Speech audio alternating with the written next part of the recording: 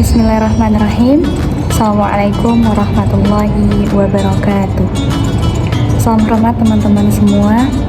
Alhamdulillah, Rabbil alamin.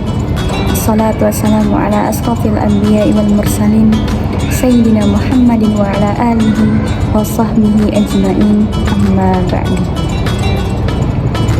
Pertama, marilah kita panjatkan puji kehadirat Allah Subhanahu wa Ta'ala, the Lord of this world, who has been giving us mercies and blessings so we can attend today's in good condition and happy situation. Alhamdulillah. Salawat serta salam tidak lupa kita haturkan kepada junjungan kita Nabi besar Muhammad Sallallahu Alaihi Wasallam, yang karena perjuangan beliau sebagai pembawa risalah agama Islam, kita bisa mengenal agama Islam secara sempurna hingga saat ini.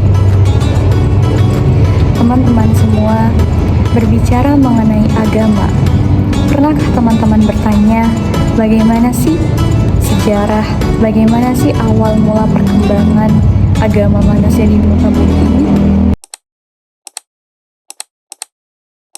Berbicara mengenai agama, sejarah perkembangan agama manusia di muka bumi ini dimulai dengan munculnya paham-paham atau praktik agama yang salah. Itulah yang disebut dengan mitologi agama. Contohnya, bangsa Yunani kuno mempercayai banyak dewa. Mereka menyembah Zeus yang merupakan raja dari dewa. Mereka menyembah dewa kecantikan, mereka menyembah dewa kekuatan, dan juga dewa-dewa lainnya. Dalam literatur sejarah dikenal teori evolusionisme yang membagi bentuk pemahaman manusia terhadap Tuhan menjadi beberapa pemahaman. Pemahaman yang pertama disebut dengan paham dinamisme. Teman-teman pasti sudah tidak asing bukan dengan teori ini? Dinamisme ini merupakan kepercayaan bahwa segala sesuatu di muka bumi ini memiliki kekuatan untuk mempengaruhi kehidupan kita manusia. Contohnya adalah kepercayaan bahwa pohon memiliki kekuatan untuk menyembuhkan, atau kepercayaan bahwa air terjun itu memiliki kesaktian. Paham kedua disebut dengan paham animisme. Paham animisme ini merupakan kepercayaan bahwa semua benda-benda, semua alam binatang, dan roh-roh nenek moyang memiliki jiwa yang tidak akan pernah mati walaupun jasadnya sudah mati. Contohnya adalah kepercayaan bahwa pohon itu memiliki jiwa, dan juga kepercayaan bahwa batu itu bisa marah sewaktu-waktu. Adapun paham yang ketiga dikenal dengan paham politeisme. Politeisme ini merupakan kepercayaan kepada banyak dewa. Mereka percaya bahwa dewa-dewa itu memiliki tugasnya masing-masing untuk mengatur alam semesta dan kehidupan manusia. Contohnya seperti bangsa Yunani kuno tadi yang mempercayai banyak dewa. Mereka percaya kepada dewa kecantikan, dewa kekayaan, kemudian dewa peperangan, dan dewa-dewa lainnya. Adapun paham yang keempat dikenal dengan paham monoteisme. Monoteisme ini merupakan kepercayaan kepada satu dewa yang paling kuat atau yang paling utama, namun mereka juga tetap percaya kepada tuhan-tuhan lainnya atau dewa-dewa lainnya. Paham yang kelima disebut dengan paham monoteisme. Paham monoteisme ini merupakan pemahaman atau kepercayaan hanya kepada satu Tuhan yang Maha Esa. Mereka percaya hanya kepada satu Tuhan yang Maha Esa dan tidak percaya kepada Tuhan-Tuhan lainnya. Contohnya adalah kita sebagai penganut agama Islam hanya percaya kepada Allah Subhanahu wa Ta'ala dan tidak percaya kepada Tuhan-Tuhan dari agama lain. Para sarjalawan kemudian memberikan koreksi terhadap paham-paham yang tadi.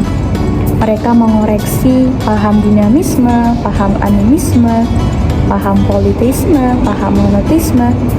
Mereka berpendapat bahwa ide tentang Tuhan tidak datang dari teori evolusi, melainkan datang karena adanya wahyu dari Allah Subhanahu wa Ta'ala. Mereka mengungkapkan bahwa Manusia pertama di muka bumi ini yaitu Nabi Adam alaihi salam telah bertauhid kepada Allah Subhanahu wa taala. Kemudian turunlah firman Allah Subhanahu wa taala dalam Quran surah Al-Anbiya ayat 92 sampai 93 tentang asal usul agama. Di sana Allah berfirman, "Inna hadhihi ummatukum." Sungguh agama tauhid inilah agama kamu semua. Ummatan wahidah, agama yang satu. Wa ana rabbukum fa'budun. Dan aku adalah Tuhanmu, maka sembahlah aku, kata Allah. Wa taqatta'u amrahum bainahum. Namun mereka berselisih terhadap urusan mereka masing-masing. Kullun ilaina raji'un. Padahal mereka semua akan kembali kepada kami. Ayat ini merupakan petunjuk kepada manusia bahwa ajaran ketuhanan yang dibawa oleh utusan Allah sejak Nabi Adam hingga Nabi Muhammad SAW adalah ajaran ketuhanan. Berbicara mengenai agama, kita juga harus mengetahui pengelompokan agama manusia. Ada dua pengelompokan agama manusia yang dikenal dengan agama Abrahamik dan juga agama Asia. Agama Abrahamik ini apa sih teman-teman? Agama Abrahamik ini merupakan agama langit atau agama wahyu yang merupakan kepercayaan hanya kepada satu Tuhan yang Maha Esa. Contohnya adalah agama Nasrani, agama Yahudi, dan juga agama Islam. Kemudian agama Asia adalah agama budaya. Mengapa disebut dengan agama budaya? Tentu karena ia lahir dari budaya, karena lahir dari pemikiran pendirinya.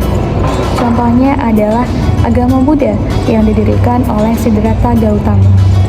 Teman-teman semua, setelah kita mengetahui bagaimana perkembangan agama manusia di muka bumi ini, kita juga perlu mengetahui bagaimana sejarah masuknya agama kita, agama Islam, ke Nusantara.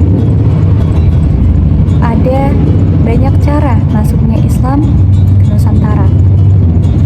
Islam dibawa masuk ke Nusantara pada abad ke-7 Masehi, yang kemudian berkembang pesat pada abad ke-12. Adapun cara masuknya Islam ke Nusantara yang paling banyak berpotensi adalah cara perdagangan, karena melihat letak strategis Nusantara untuk perdagangan.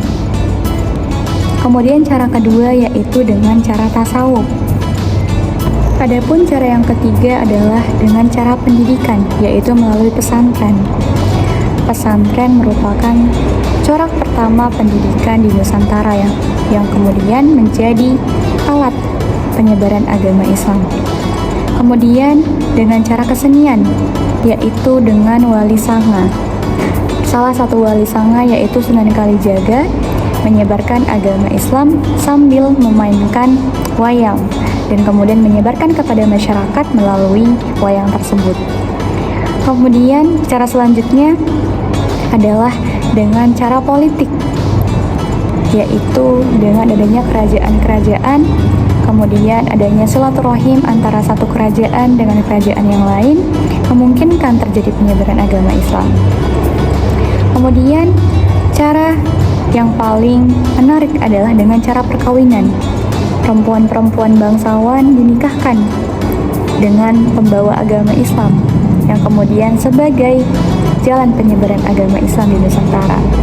Mungkin itulah yang bisa saya sampaikan. Saya ucapkan terima kasih karena sudah menonton video saya sampai akhir. Mudah-mudahan bermanfaat. Saya mohon maaf kalau misalkan ada kekurangan maupun kesalahan dalam video saya. Saya Bedita Intan Puspita. Wassalamualaikum warahmatullahi wabarakatuh.